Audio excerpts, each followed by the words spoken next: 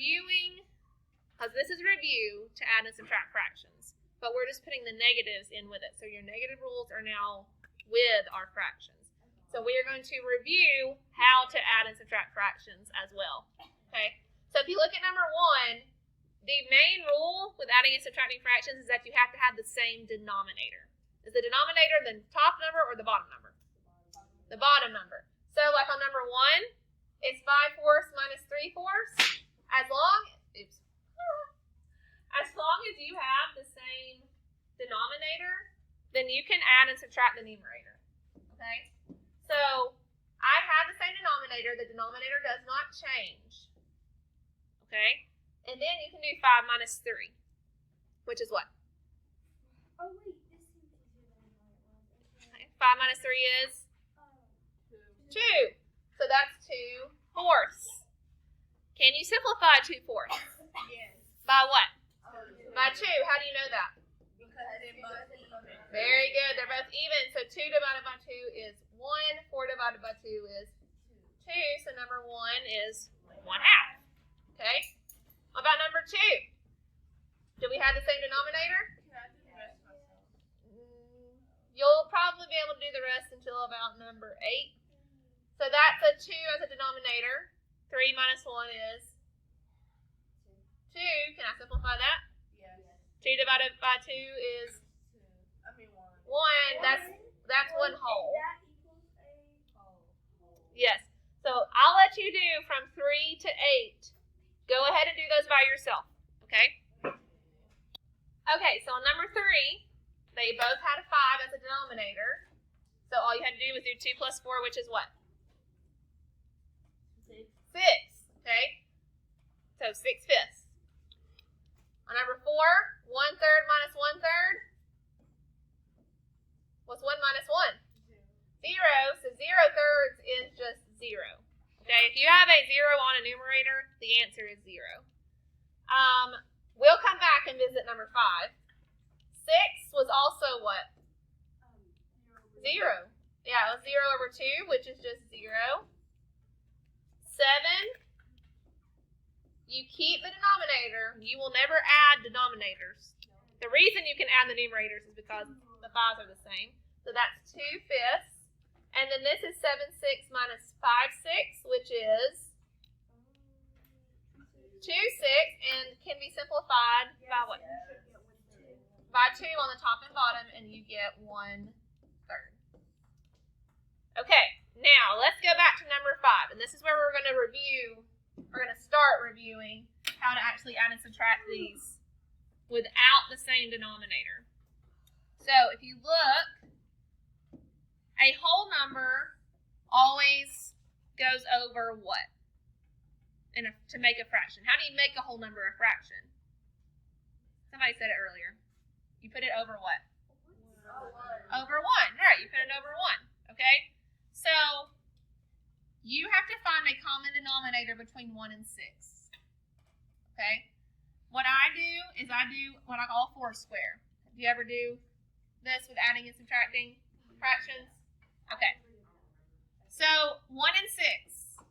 You list out your multiples of those. Now, with 1 and 6, we know what's going to be our common denominator. 6, right? Because 1 is 1, 2, 3, 4, 5, 6. 6 is 6, 12, and on and on. 6 is your common denominator. So in this spot, I do the work. Now, I know this is in the way, but I write this up and down vertically. And I'm going to get it to where my new problem, where I have the same denominator. So this doesn't change because 6 is the denominator we want, right? How do I get from 1 to 6? What do I multiply by to get to 6?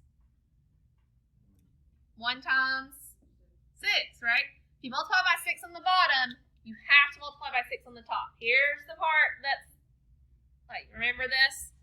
Trying to change that? Yeah, so 6 times 6 is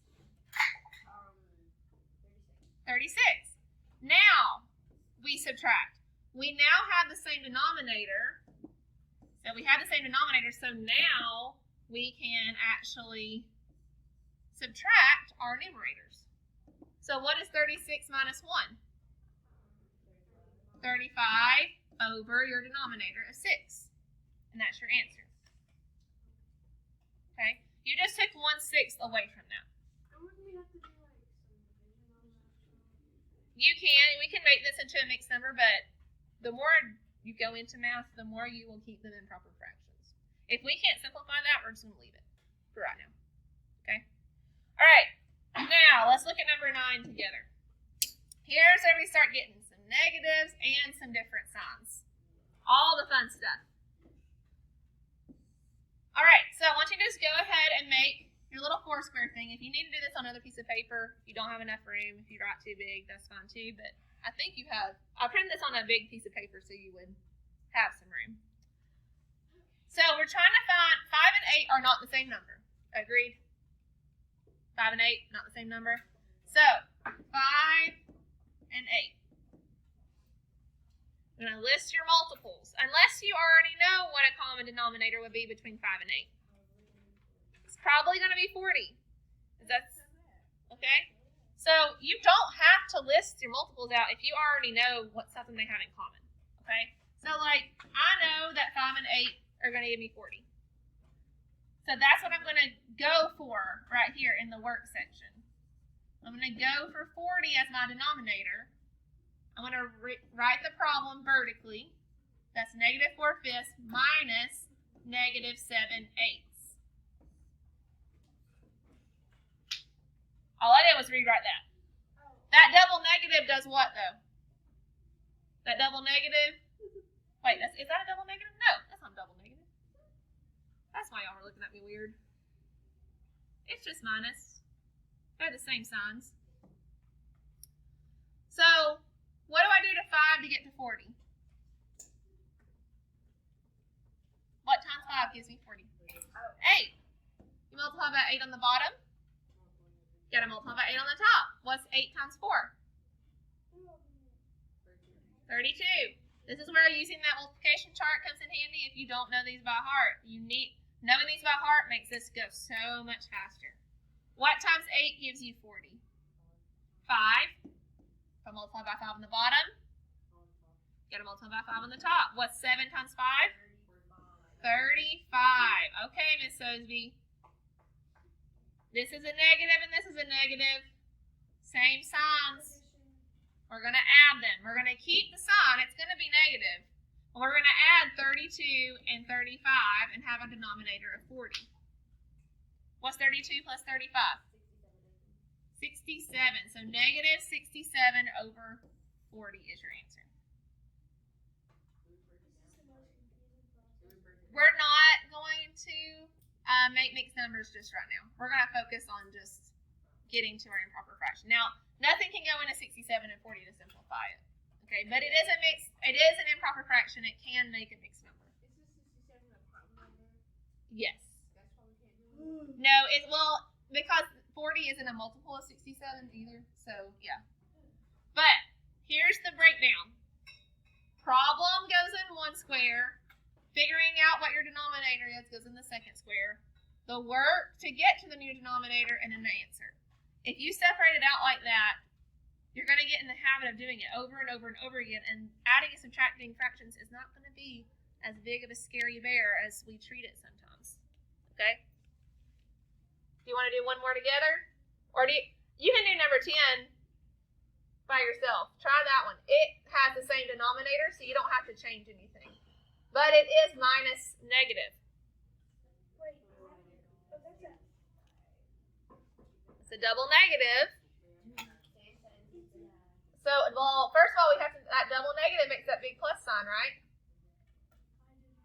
So positive 5/3 is 1/3 positive. Wait, yes. Yeah, there's no negative sign in front of it, so yes. So we had the same signs. 6 is going to go. It'd be 6 over 3, which 6 divided by 3 is 2 whole. So we're going to look at number 13. First of all, let's decide what sign we're going to have as our answer. How about that? So, this is positive 9/5 plus negative 4/3. What sign goes with 9/5? Is it positive or negative? It's positive. And what sign is 4/3? Negative. So are we going to add these or subtract these? We are going to subtract. So keep that in mind. We are going to subtract. So I have 5 and 3. I need a common denominator between 5 and 3. 15. Okay, you know that. You know 5, 10, 15. That's 3 times 5. So 15 is going to be our common denominator. So our goal in the workspace is to get both of our fractions to have 15 on the bottom. Okay? So I'm going to write my original problem, 9/5 plus negative 4/3. And I've got to figure out what times 5 gives me 15. 3. You multiply by 3 on the bottom. You got to multiply it at the top. So 9 times 3 is 27. Okay. What about the bottom one? 3 times what gives you 15? 3 times 5. You multiply by 5 on the bottom. Multiply by 5 on the top. 4 times 5 is 20. Now what did I say we were going to do? Add or subtract?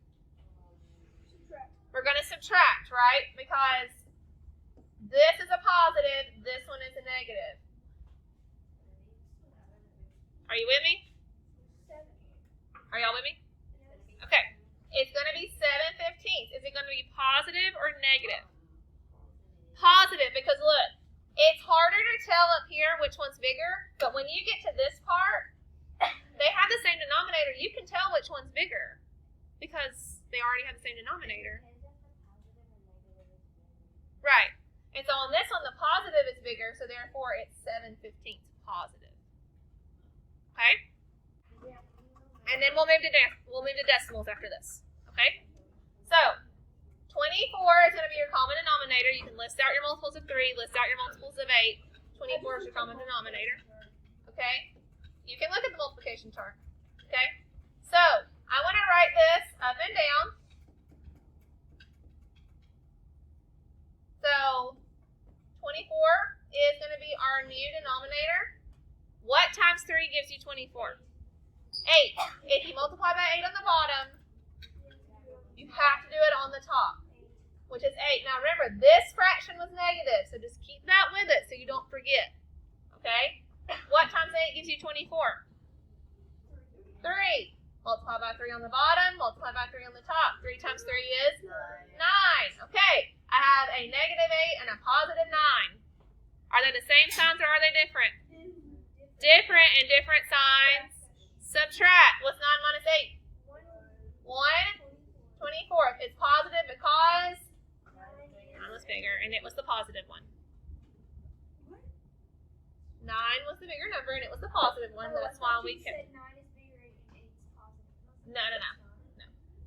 Okay. I want you to flip to the back. We're going to do some decimals. Okay. So, decimals. Adding and subtracting decimals. What do we do with a decimal? You line them up. The only difference with negatives is that you just have to decide, are you adding them or subtracting them? That's it. Okay? So let's not even work it out yet. Let's just talk about it. 15. Would I add or subtract those? You would subtract because... Also 7.1 is negative. Right. So 7.1 is negative. 9.8 is positive. They're different signs, so you subtract. What about that double negative right there? On number 16, a double negative makes a big positive. So that makes a positive 6.8, a negative 18. Are you going to add those or subtract them? They're different signs. Just because there's a plus sign there does not mean you add. You have to look at the signs of each number. Okay? There's a double negative on 17. Will you add or what will I do with that double negative? Make it a? Very good. So I want you to try some of these. So try those first few. Yes, now.